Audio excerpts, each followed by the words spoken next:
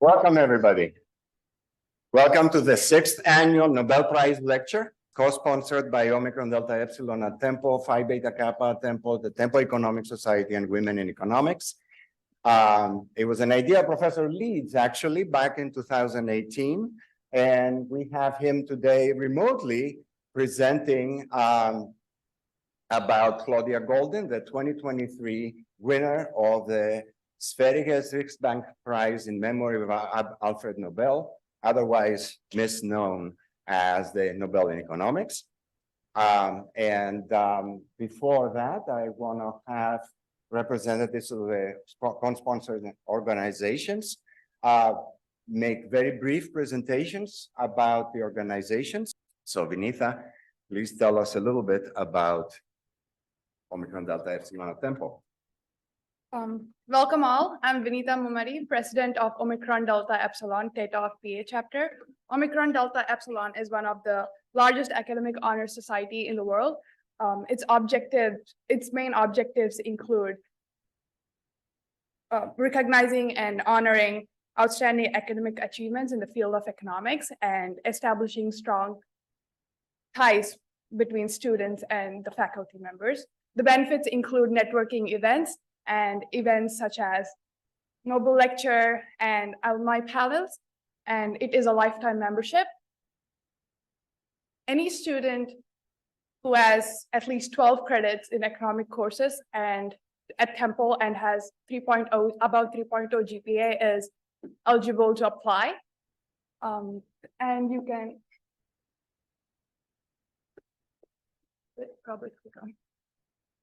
scan our QR code to go to our webpage to learn more information and the timeline for application.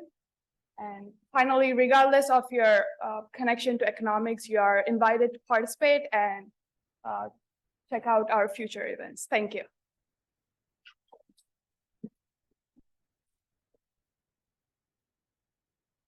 Next, we have Maddie, who is going to talk to us about women in economics. Hi guys, my name is Maddie. I'm the Vice President for Women in Economics at Temple. Our purpose is to promote representation of women in economics everywhere, but especially here at Temple.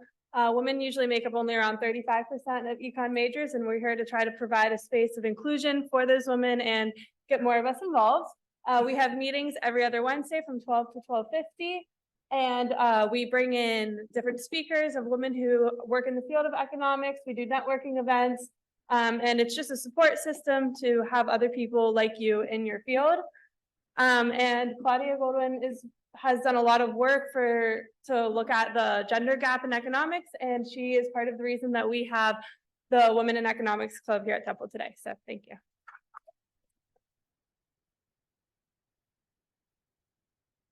Next, we have Owen, who's going to talk about the Temple Economic Society. Hi, I'm Owen. I'm president of TESS this semester. I recognize plenty of faces in this room. A bunch of you probably recognize me, and a bunch of you probably know what TESS is.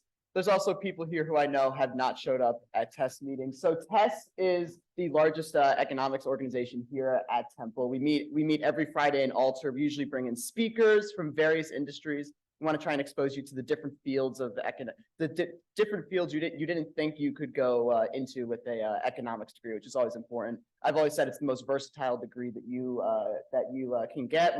We also provide tutoring, opportunities for internships, and travel. I know plenty of people are going down to the Fed next Friday for a large event. We also go to Washington D.C. for a business. I'll close it out.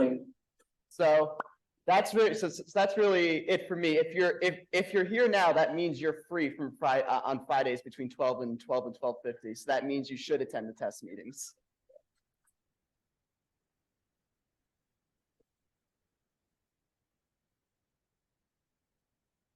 To talk about Phi Beta Kappa, we have Professor Leeds. Yeah, welcome. I'm happy to be talking a little bit about Phi Beta Kappa. Phi Beta Kappa is the oldest honor society in the United States. It was founded in 1776, I believe, at William and Mary College, and it is in many ways the gold standard of honor societies. If you are in the College of Liberal Arts or the College of Science and Technology. This is the one honor society that if you're invited to, you should definitely join. It is an internationally recognized society. It's kind of the Olympic gold medal of academic achievement. If you are interested, if you're a freshman or sophomore and you want to know more about it, please do speak with your academic advisor. It is based on grades, but also on breadth of courses that you take. And if you are a junior or senior and you are invited, by all means, accept the invitation. So I guess we're ready to start the program.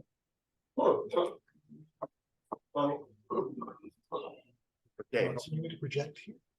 okay, hold on 1 second. I don't, We're trying to make sure that the good pendant can be visible. oh, yeah, there is. Yeah, there is. Yes. Okay, That works. Here. okay, so let's stop the sharing. Thank you. All right, I think, Mike, we're ready for you to share your screen. Okay. And so let me just pull this up. Hopefully you can all see what I'm seeing. And this is in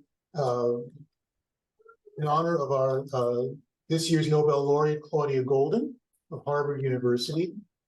I'm very happy to be presenting this for Claudia because she is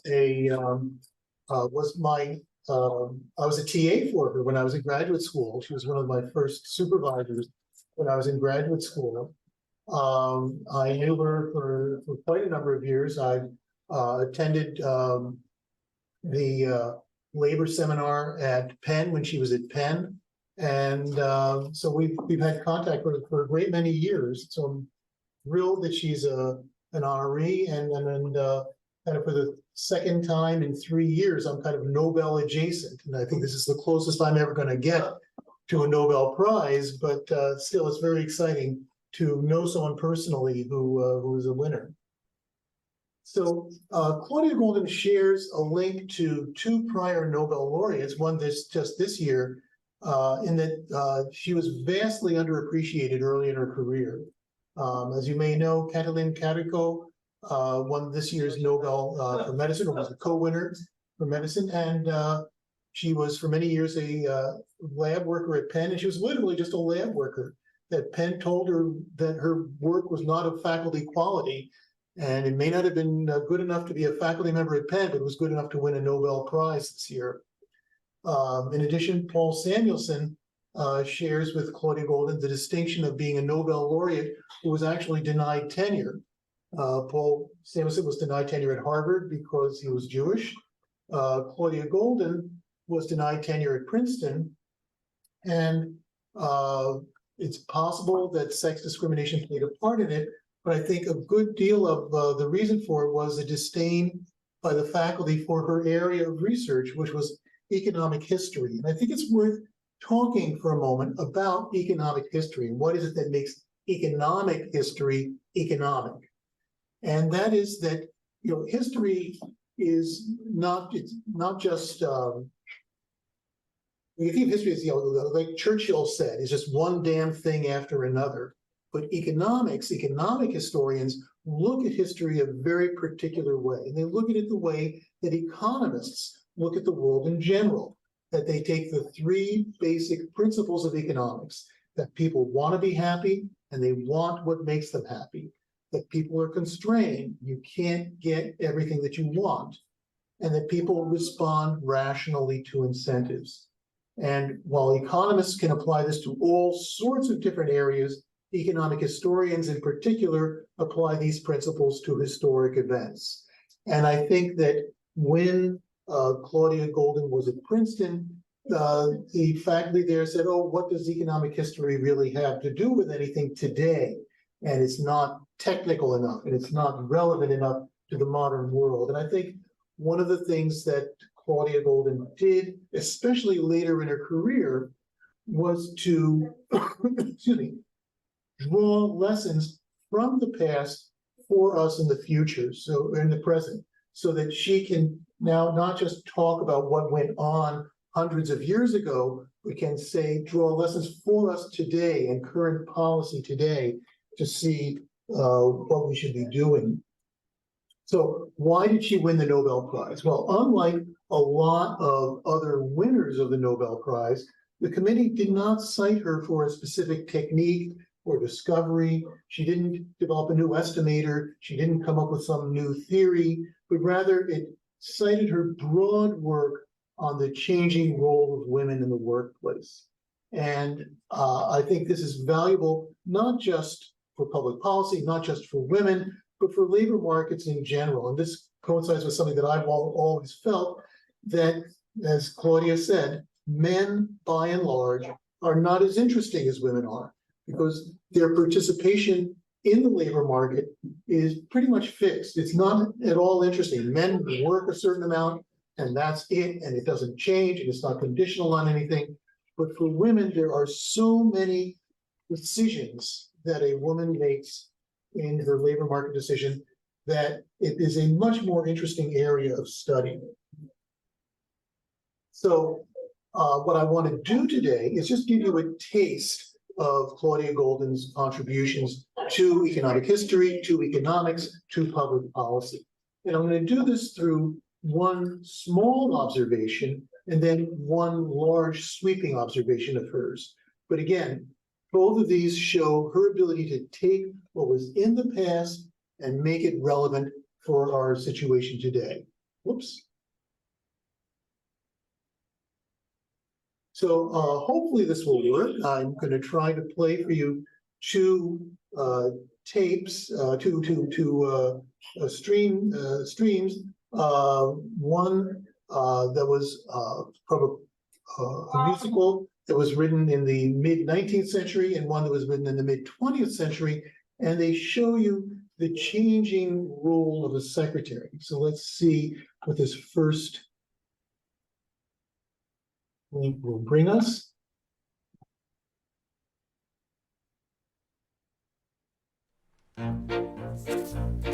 When I was a lad, I served a term as office boy to an attorney's firm. I cleaned the windows and I swept the floor and I polished up the handle of the big front door. He polished up the handle of the big front door. I polished up that handle so carefully that now I am the ruler of the King's Navy. He polished up the handle so carefully that now he is the ruler of the King's Navy.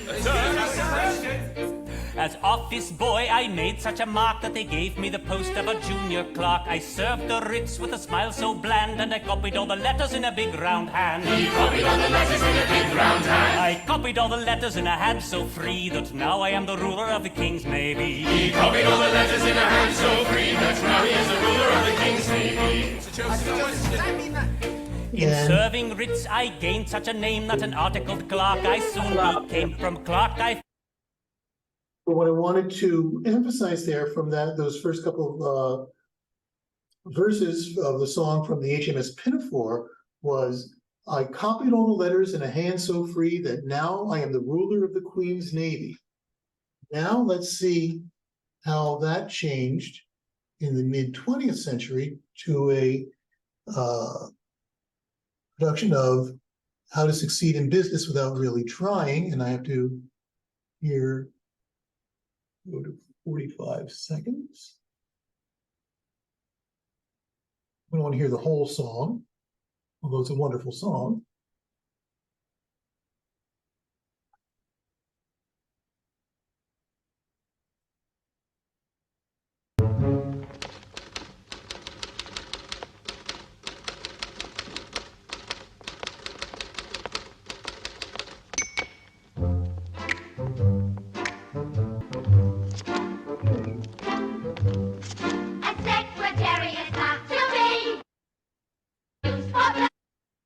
So we've gone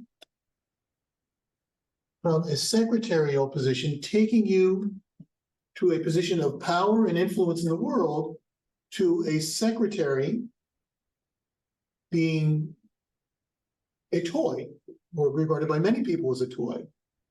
What changed? What happened? What went on in the world that made that kind of a switch from a province, the secretary being someone who is on the rung, on the ladder of success, someone moving up in the world, someone in particular being a guy. And we have echoes of that today, the Secretary of the Treasury, the Secretary of State, okay, to being someone isolated and largely being women. And what happened? What was it that made that switch? Well, Claudia Golden had an insight into this, and the insight was something you saw in that second video, in particular, the typewriter. That the typewriter completely changed the aspect of a secretarial job. The secretarial job now became standardized.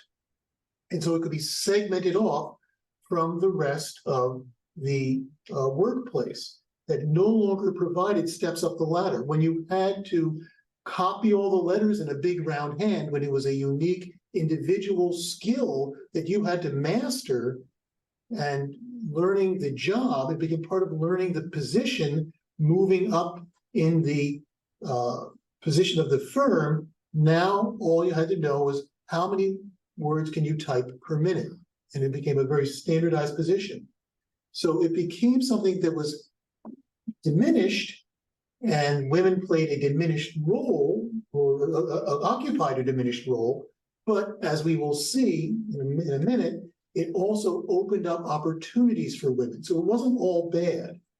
But what we saw was, with the advent of the typewriter, the clerical positions in the firm became feminized.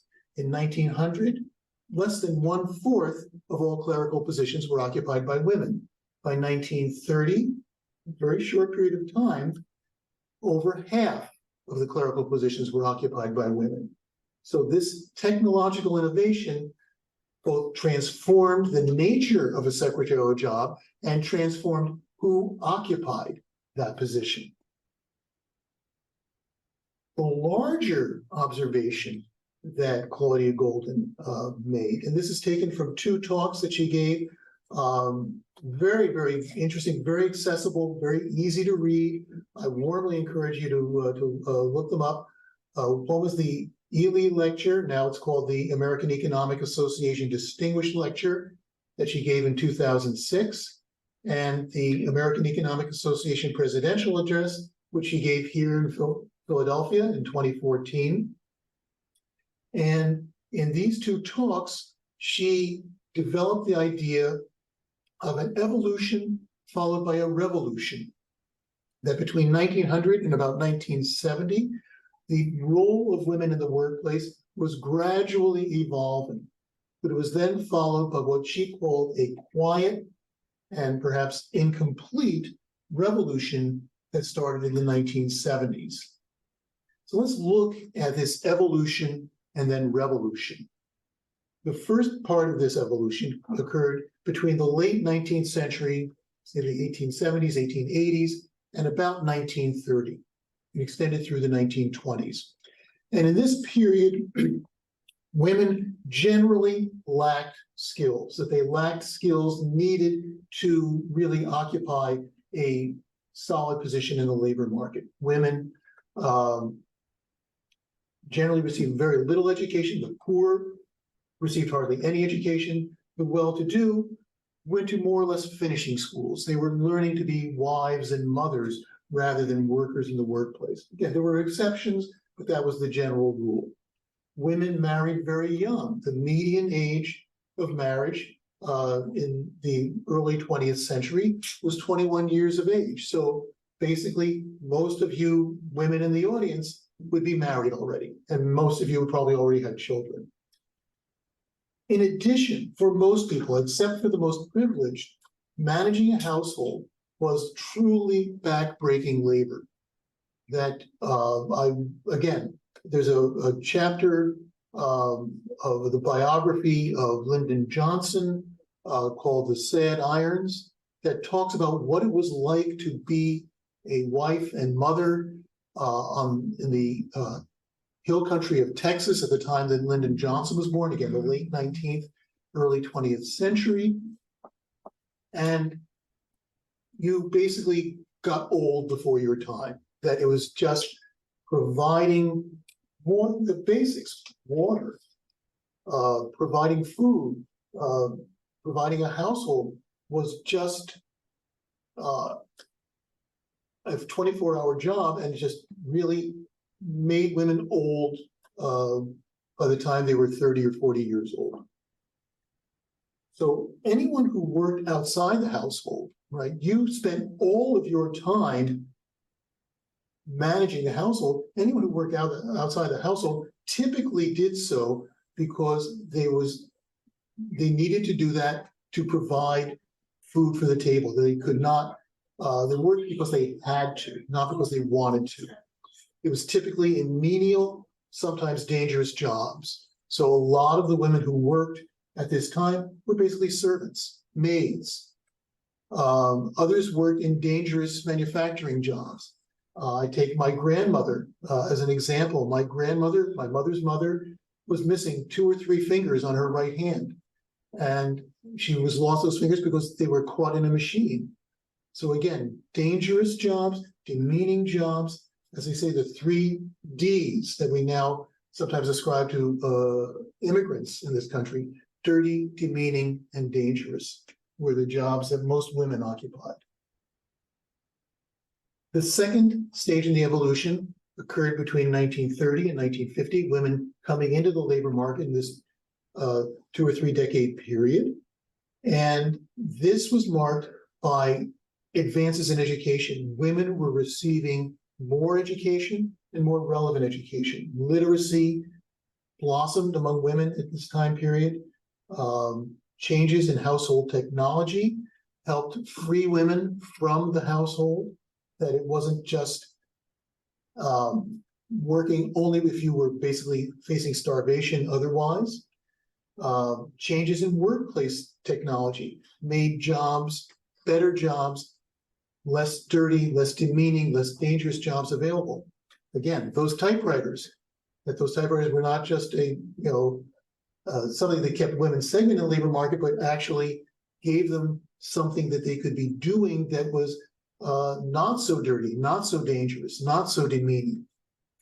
And in addition, there was a lessening of institutional constraints that, believe it or not, there were many jobs that had as part of their condition, if a woman got married, she had to leave the job. Married women were not allowed to occupy certain jobs. Women with children were not allowed to occupy certain jobs. These were called marriage bars, that women were just banned from certain positions because they were married.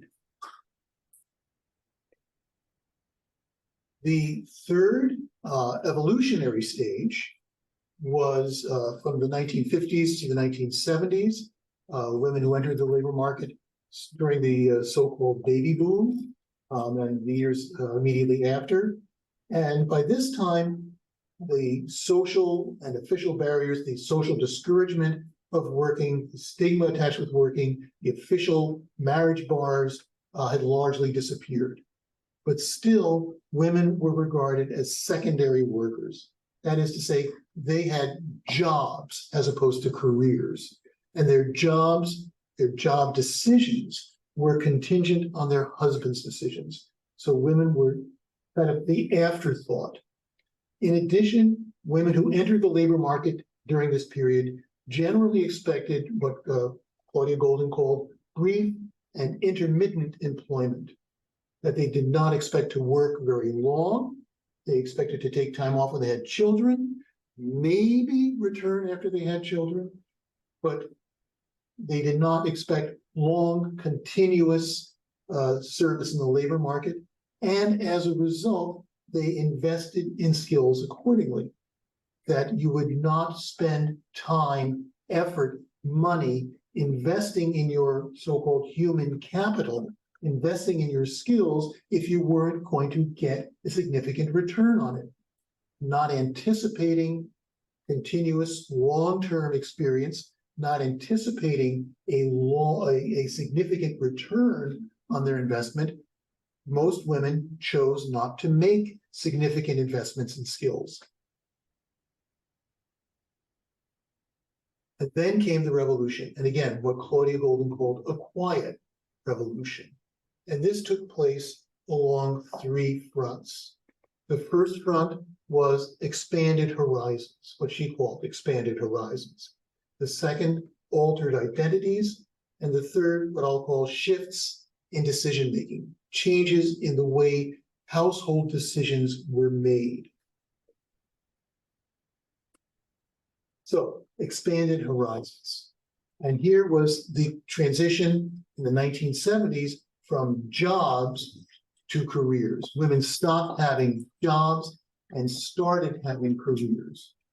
As I said, in phase 3 of the evolution, women did not expect to make a significant commitment to the labor market, but their experiences were different. They experienced something different, that they actually did work longer, they did work more continuously, they did spend more time in the labor market, and as a result, they underinvested.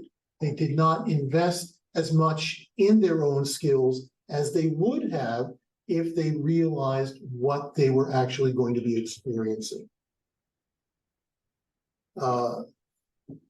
This changed for women born in the 1950s. Women who entered the labor market in the late 60s, early 70s. These women saw what their mothers had experienced and began to invest accordingly in human capital. College attendance and graduation rates steadily rose during this time period and eventually actually surpassed those of men. In fact, today at Temple, a significant majority of the enrollments at Temple is women. In addition, majors began to shift. We began to see women not majoring as much in the humanities, not majoring as much in education. Not that there's anything wrong with those majors, but they began to move into other majors as well. More majors in the sciences, more majors in business, more majors in the social sciences. In addition, government became more proactive in the 1960s. That the Civil Rights Act of 1964 established or prohibited discrimination in the workplace on the basis of sex. As an interesting side note, that provision prohibiting discrimination on the basis of sex was introduced, believe it or not, by Southern senators in an effort to kill the bill. That they thought, we don't want to grant civil rights to immigrants, to minorities. We don't want to do that. So what the better way to get people to vote against this than to say, well, you also have to do it for women? Didn't quite work out that way. So the Civil Rights Act of 1964, and then various amendments, including, for example, Title IX in the early 1970s. We think of Title IX as being the women's sports bill, but in fact, it applies just as much in the science lab and just as much in the university orchestra as it does on the basketball court or the field hockey field. There's also altered identities. Women thought differently about themselves, that there was a change in how women perceived themselves. One of the factors was a change in the attitude towards marriage. Marriage was delayed. That again, the expected age of marriage is a decade older today than it was a few generations ago. A major factor, and this is not the only factor certainly, but a major factor of this was the creation and dissemination of contraceptives. That we think of this as maybe something that's always been around, but it wasn't until the 1970s that oral contraceptives became available to the general public. And so as Loretta Lynn said in the song, Mama's Got the Pill. And with that, one of the incentives to marry early went away. Divorce became more available. Again, we think of divorce as something that's readily available, But again, a generation or two ago, divorce was not readily available, and you had to go to great lengths to get a divorce. Now, one negative aspect of that was that many women faced, especially women who did not have careers, faced the prospect of poverty. It was a saying that poverty was only a divorce away for many women. So as a result of many of these changes, women began to want to have and to follow careers and not just jobs. And so today, over 50% of law students, over 50% of medical students are now women. A generation ago, or 2 generations ago, those percentages were much lower. In 1975, only 23% of law students were women, and only 20% were medical students were women. So this has been a major, major sea change. In addition, surveys show that women's identities, women now increasingly tie their identities to their jobs, to what they do, that being professionally and financially successful is an increasingly an important factor for women. At the same time that men's identities are decreasingly attached to those things and to being increasingly attached to the family and things that were traditionally ascribed to women. Finally, there's been a shift in decision-making. In earlier generations, again, men acted and women reacted. That women were often faced with the decision of, do I go to work? Well, if I go to work, is my salary going to cover daycare? No one asked that about the husband, but it was always kind of the wife who said, do I make enough money to pay for care for the children? Now, as we have seen with women marrying later, their jobs are no longer conditional on the husbands. They're no longer little jobs that can be moved from here to there because they don't require any particular skills, but now women are more tied to particular places. Divorce rates rose, and again, women are now have invested in independent jobs that they don't have to rely on their husbands. And so as a result, household decision-making has itself undergone a revolution. And we see now bargaining within the household, that it's now a joint decision rather than the husband decides and the woman follows. So household bargaining, and there's a whole literature on household bargaining models, has become relevant in today's world. But this revolution has not been complete. The pay gaps have fallen dramatically over the 2 generations since 1970, but they have not disappeared. And again, Claudia Golden asked why. And she sees 2 reasons, or 2 observations, I guess I should say, that are relevant here. One is that women tend to lose ground in their first couple of decades on the job. So in their 20s and 30s, they start off closer, then they grow apart in the 20s and 30s, and then that difference kind of levels off. In addition, this falling behind is not between occupations. It's not a matter of women being sorted into lower paying jobs. It's within occupations that men are advancing within their careers more rapidly than women are. And she asked, again, why is this happening?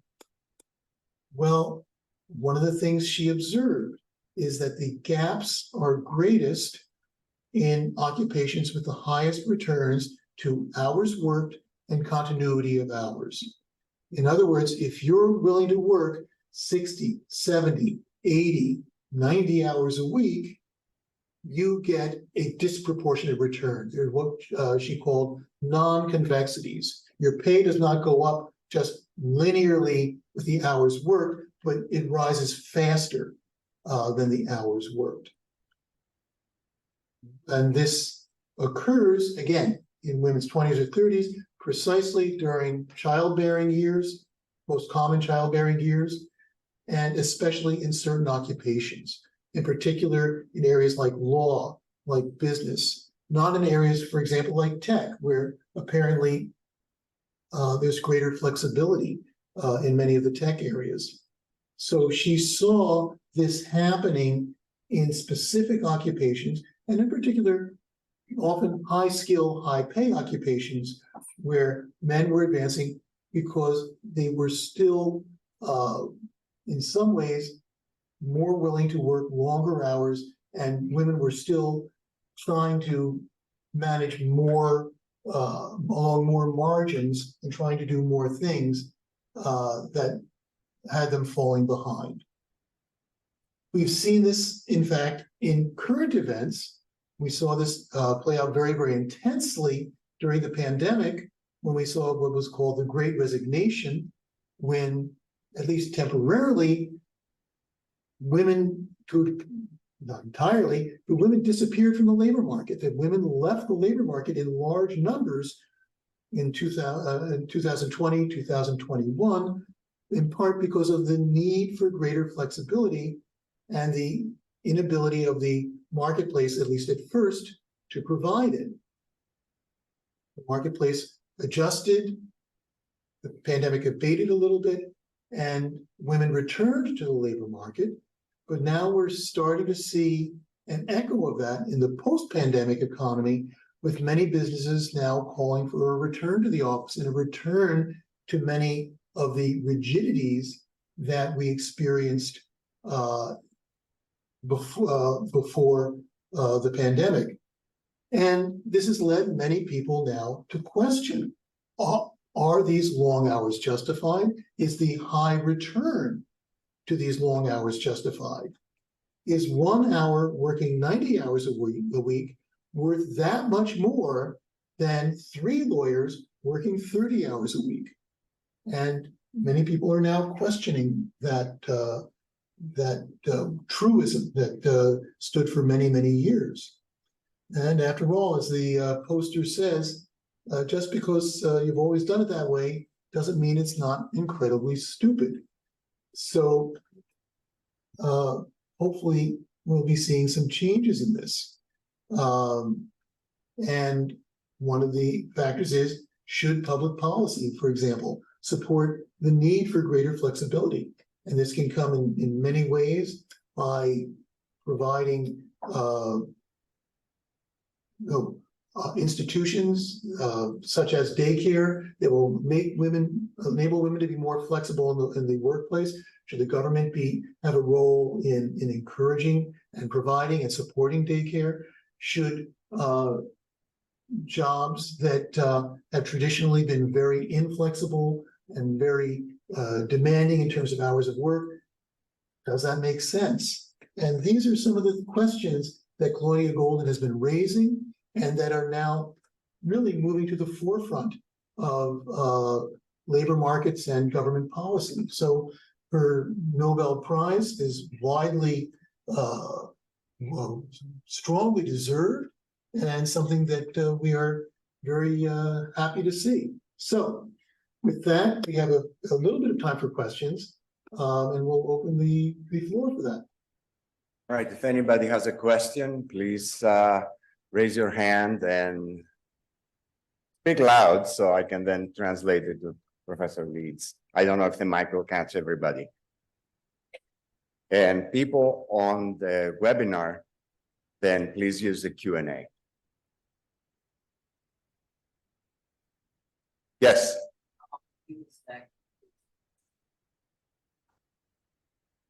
What do you expect is going to happen next for women? Oh, well, It was good. I've been wrong many, many times in my career, and this is my chance to be wrong again. But I do think that one of the things we are going to see is a greater flexibility in the marketplace. I think there will be resistance to this. I think there will be backlash to much of this. But I do think that it is inevitable that we will see professions like the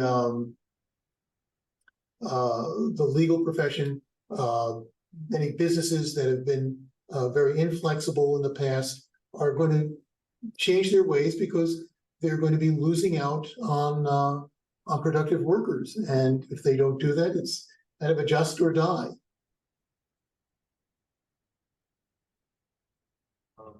Chloe Surbeck asks, has there been any practical applications to work, for example, women-led initiatives? So the question was, has there been, it's from the Q&A. Has there been any practical applications to her work? For example, women-led I'm- particular company. Could you hear that? I could not hear that, I'm sorry. Yeah, I'll just look at it here, yeah. Has there been any practical applications to her work?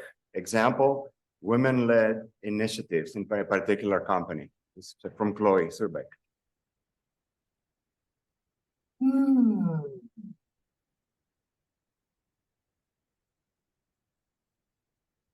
I don't think so, but I think it's mostly because she has spoken in kind of broad, sweeping terms rather than specifically prescriptive terms. I do think that certainly you've seen a large influx of women into areas like the tech area in recent years. So I think, yes, you are seeing kind of broad movements in the direction she has been, where she has shown high returns to be and where she has shown greater rewards to be. But I would, again, she did not kind of say, women should be doing this or that or the other thing. So I'm a little bit hesitant about saying, that they've actually implemented what she has said.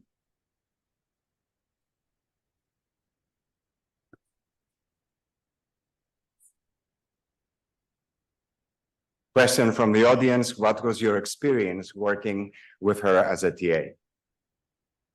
Oh my, yes. Claudia Golden is a very, very intense person. That most of the time she is a charming, witty, very pleasant person to be around. But if she is working on something, if she has a project that is at a crucial stage, if she is writing a paper or preparing a talk, she could walk right by you and not know you're there. That she, so she is a very, very intense worker, very, very hard worker.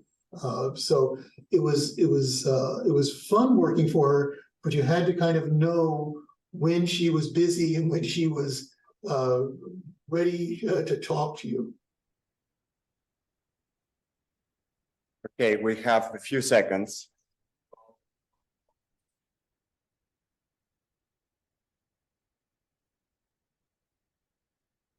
What policies from the audience, what policies do you believe are necessary to ensure more flexibility for women in their workplace?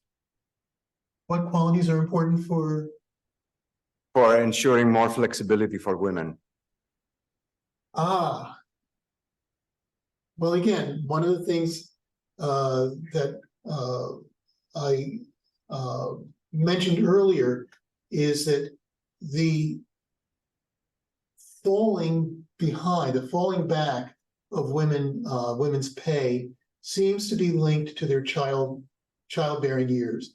So anything that can assist women during that time period, during those experiences, will be very, very important. So the provision of affordable daycare, I think, is absolutely vital. I think that policies that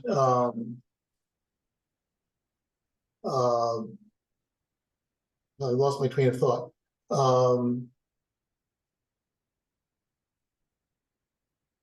Oh, yes, more flexibility by employers in terms of maternity leave, for example, are very, very important. The United States is behind Saudi Arabia in terms of maternity leave. That Saudi Arabia provides paid maternity leave for women in the workplace. The United States does not, as a matter of policy.